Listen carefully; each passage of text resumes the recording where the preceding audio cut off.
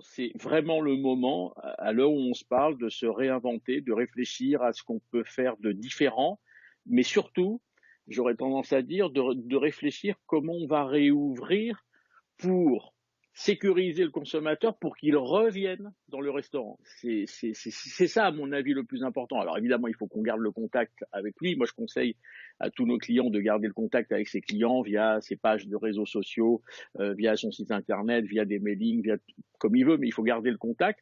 Mais il faut préparer dès aujourd'hui l'ouverture en innovation pour les rassurer.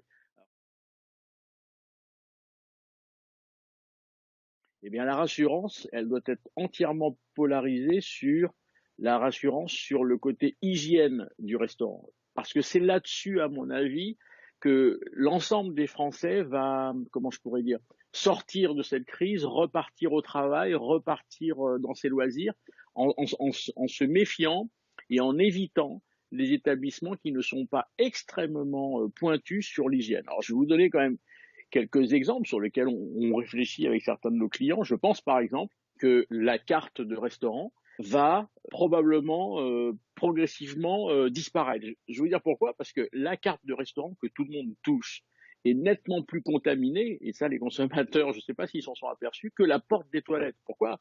Parce qu'il y a plus de gens qui tiennent la carte dans leurs mains que de gens qui vont aux toilettes. Donc il va falloir dématérialiser cette carte. Alors je sais pas, alors là les startups vont être très imaginatifs sur le sujet, mais pourquoi on n'aurait pas un QR code sur la table? Je flash mon QR code et j'ai ma carte sur mon smartphone et je regarde ma carte sur un objet personnel qui est mon téléphone. Les toilettes.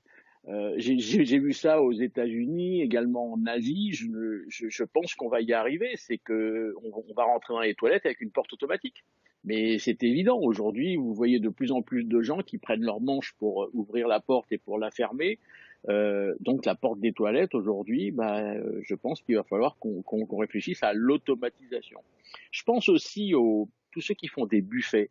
Alors je pense aux hôtels avec leur petit-déj, je pense aux restaurants évidemment qui ont des buffets, je pense au Club Med, je pense à énormément comme ça de concepts, même des concepts de restauration rapide haut de gamme. Je veux dire un concept comme Exquis par exemple, qui a un magnifique petit buffet avec des quiches, des soupes, etc., où le client est en contact direct.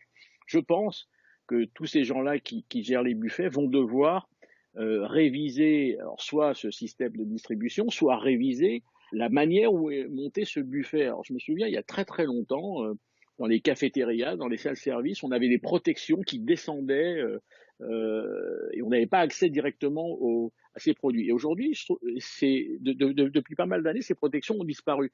Je me demande si elles vont pas devoir revenir, encore une fois, pour sécuriser le consommateur.